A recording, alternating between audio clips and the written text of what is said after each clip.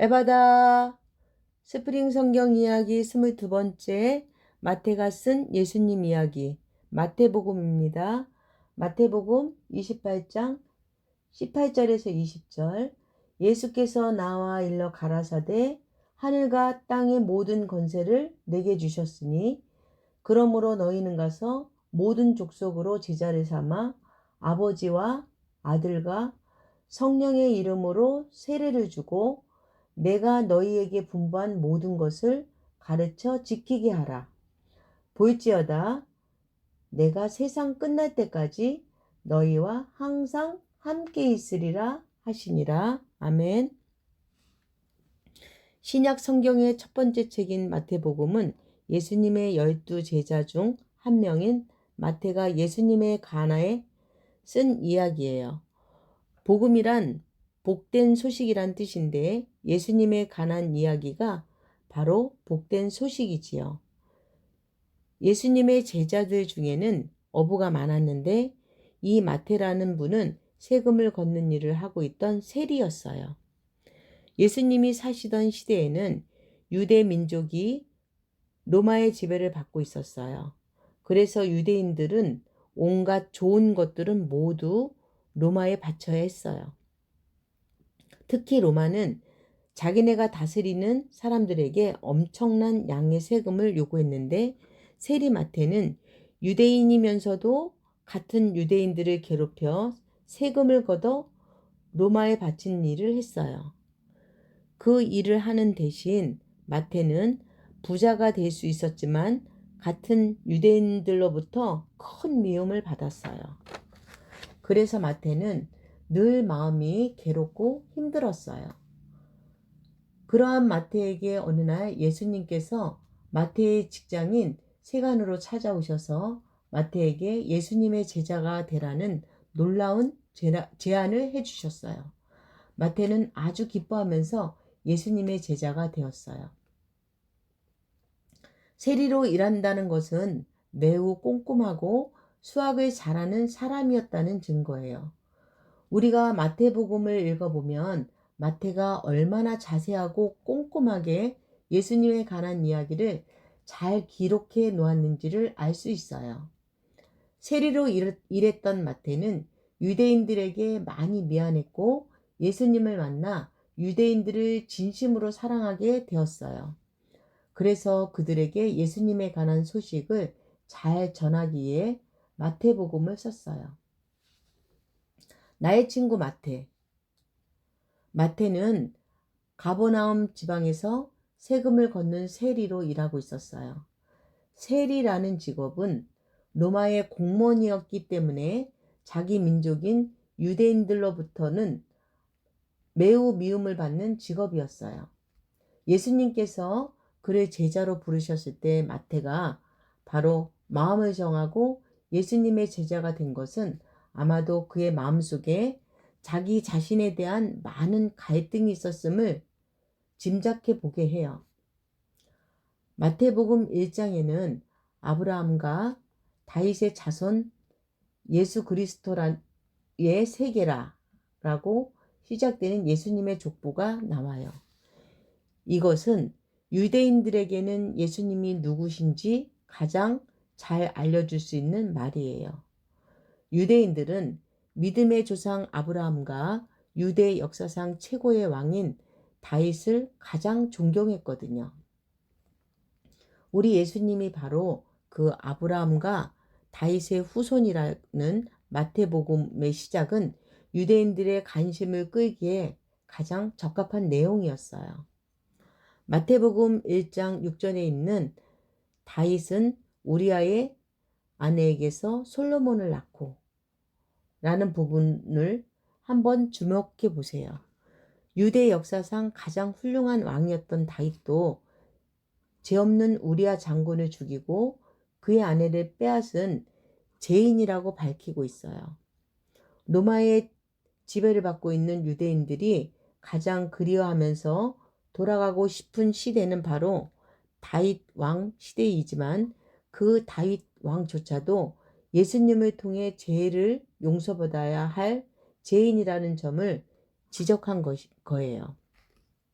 예수님은 하나님의 아들로서 이 땅에 있는 모든 사람들을 구원하시기 위하여 오신 구세주이시며 십자가 위에서 우리를 위하여 죽으심으로 우리를 죄 가운데서 구원해 주신 사랑의 주님이시라는 내용이 마태복음 전체에 잘 기록되어 있어요. 마태는 유대인들에게 십자가 위에서 돌아가신 예수님이 진정한 하나님의 아들이시라는 사실을 알려주고 싶었어요. 또한 당시 유대인들이 가지고 있었던 예수님에 대한 오해들을 풀어주고 유대인들이 예수님을 구주고 영접하기를 바라는 마음으로 한자 한자 정성껏 마태복음을 기록했던 거예요. 8가지 복. 1. 마음이 가난한 사람은 복이 있다. 하늘나라가 그들의 것이다. 2. 슬퍼하는 사람은 복이 있다. 하나님이 그들을 위로하실 것이다. 3. 온유한 사람은 복이 있다. 그들이 땅을 차지할 것이다. 4. 의에 줄이고 목마른 사람은 복이 있다. 그들이 배부를 것이다. 5. 자비한 사람은 복이 있다. 하나님이 그들을 자비롭게 대하실 것이다. 6. 마음이 깨끗한 사람은 복이 있다. 그들이 하나님을 볼 것이다. 7. 평화를 이루는 사람은 복이 있다. 하나님이 그들을 자기의 자녀라고 부르실 것이다. 8. 의를 위하여 박해를 받은 사람은 복이 있다. 하늘나라가 그들의 것이다. 마태복음 5장, 6장, 7장은 산 위에서 설교하셨던 예수님의 귀한 말씀들을 가장 잘 모아서 기록해 놓은 부분이에요. 또한 마태는 예수님께서 가장 쉽고 적정하게 비유들을 들어 하나님의 말씀을 쉽게 설명해 주신 이야기들을 잘 기록하고 있어요. 예수님께서는 농부에게서는 씨 뿌리는 비유로, 주부에게서는 누룩의 비유로, 장사하는 분들에게는 달란트의 비유로 하나님의 나라를 말씀해 주셨어요. 그리고 특히 마태복음 10장 3절에 보면 예수님이 12 제자들의 이름을 열거하면서 자신의 이름 앞에는 부끄러웠던 자기의 옛날 직업인 세리라는 말을 잊지 않고 기록해 놓았어요. 다른 모든 제자들의 이름 앞에는 어부나 다른 직업들을 기록해 놓지 않았는데 유독 자신의 이름만 세리라고 쓴 것은 특별한 이유가 있어요. 여기에는 자기 같은 죄인도 예수님께서 사랑해 주셔서 제자로 삼아 주신 것에 대한 깊은 감사가 들어 있어요. 세리였던 마태까지도 불쌍히 여겨주시고 사랑해 주신 예수님은 어느 누구라도 용서해 주시고 품에 안아주시며 예수님의 제자가 되게 해주신다는 사실을 강조한 것이에요. 7가지 천국 비유, 씨 뿌리는 비유, 마태복음 13장 3절에서 8절.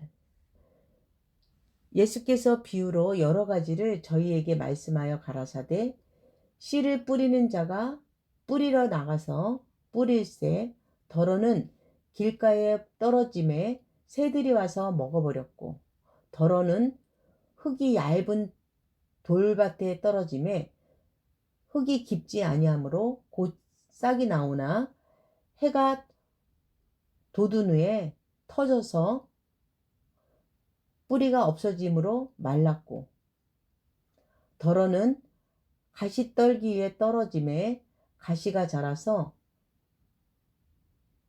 기운을 막았고 더러는 좋은 땅에 떨어짐에 혹 100배, 혹 60배, 혹 30배의 결실을 하였느니라. 이 가라지 비유 마태복음 13장 24절에서 30절. 예수께서 그들 앞에 또 비유를 베풀어 가라사대 천국은 좋은 씨를 제밭에 뿌린 사람과 같으니 사람들이 잘 때에 그 원수가 와서 곡식 가운데 가라지를 덧뿌리고 갔더니 싹이 나고 결실할 때에 가라지도 보이거늘 집주인의 종들이 와서 말하되 주여 밭에 좋은 씨를 뿌리지 아니하였나이까? 그러면 가라지가 어디서 생겼나이까? 주인이 가로되 원수가 이렇게 하였구나. 종들이 말하되 그러면 우리가 가서 그것을 뽑기를 원하시나이까? 주인이 가로되 가만두어라. 가라지를 뽑다가 곡식까지 뽑을까 염려하노라. 둘 다 추수 때까지 함께 자라게 두어라. 추수 때에 내가 추수꾼들에게 말하기를 가라지는 먼저 거두어 불사르게 단으로 묶고 곡식은 모아 내 곡간에 넣으라 하리라. 3. 겨자씨 비유 마태복음 13장 31절에서 32절 또 비유를 베풀어 가라사대 천국은 마치 사람이 자기 밭에 갖다 심은 겨자씨 하나 같으니 이는 모든 씨보다 작은 것이로되 자란 후에는 나물보다 커서 나무가 되매 공중의 새들이 와서 그 가지에 깃들이니느라. 4. 누룩의 비유 마태복음 13장 33절 또 비유로 말씀하시되 천국은 마치 여자가 가루 서말 속에 갖다 넣어 전부 부풀게 한 누룩과 같으니라. 5. 감춰진 보화 비유 마태복음 13장 44절 천국은 마치 밭에 감추인 보화와 같으니 사람이 이를 발견한 후 숨겨두고 기뻐하여 돌아가서 자기의 소유를 다 팔아 그 밭을 샀느니라. 아멘. 6. 좋은 진주를 구하는 장사 비유 마태복음 13장 45절에서 46절 또 천국은 마치 좋은 진주를 구하는 장사와 같으니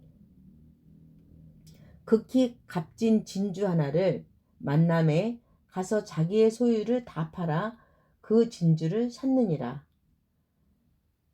7. 그물 비유 마태복음 13장 47절에서 50절 또 천국은 마치 바다에 치고 각종 물고기를 모는 그물과 같으니 그물에 가득 차매 물가로 끌어내어 앉아서 좋은 것은 그릇에 담고 못된 것은 내어 버리느니라.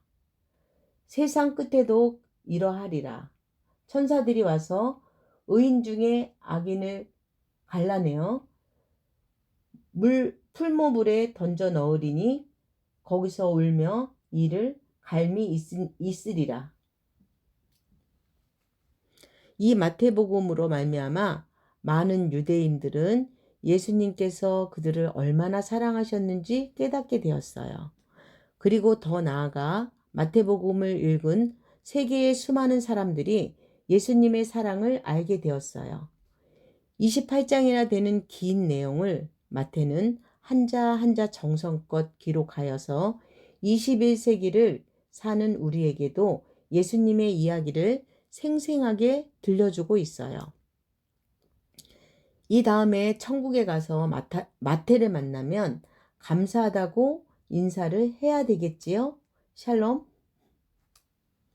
오늘도 주님 안에서 승리하는 날 되셔요.